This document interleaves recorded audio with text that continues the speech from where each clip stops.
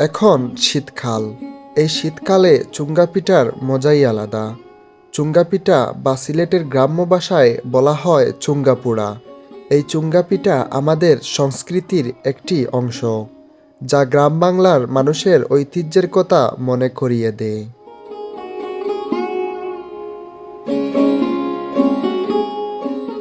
আগেকার এক সময় এমন পিঠা বেশিরভাগ তৈরি করা হতো। গ্রামের প্রতিটি ঘরে ঘরে দেখা যেত চুঙ্গা পিঠার আয়োজন। ভোজন রসিকদের এমন খাবার একটু বেশিই প্রিয়। চুঙ্গা পিঠা নানান কিছু দিয়ে তৈরি করাও যায়, তবে আজকের ভিডিওতে আমরা দেখছি বাঁশ, চাল, কলাপাতা ও পানি দিয়ে চুঙ্গা পিঠার আয়োজন।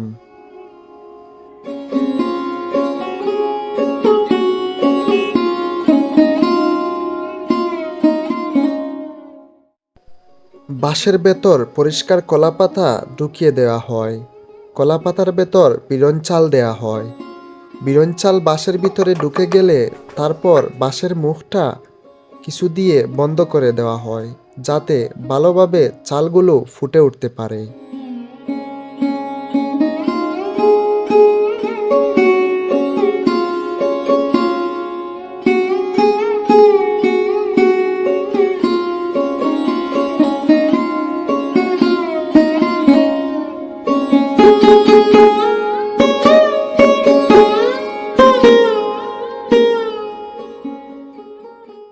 আগুনের মাত্রা চুঙ্গা পিঠার জন্য সেদিকে ভালো করেও খেয়াল রাখা হয়, কারণ আগুনের মাত্রা বেশি হয়ে গেলে চুঙ্গা জ্বলে গিয়ে নষ্ট হয়েও যেতে পারে।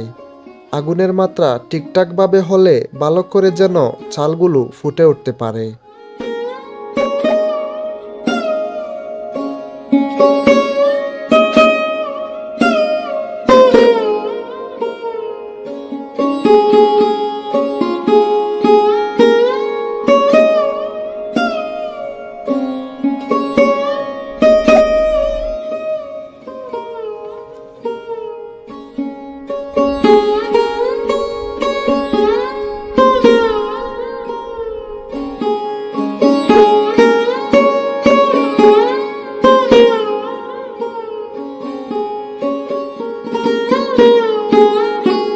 চুঙ্গা পিঠা তৈরি হয়ে গেলে সেটা মাংস দিয়ে খেতে ভীষণ ভালো লাগে।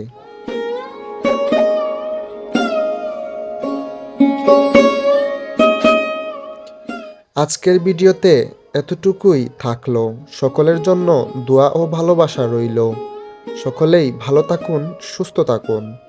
আসসালামু আলাইকুম।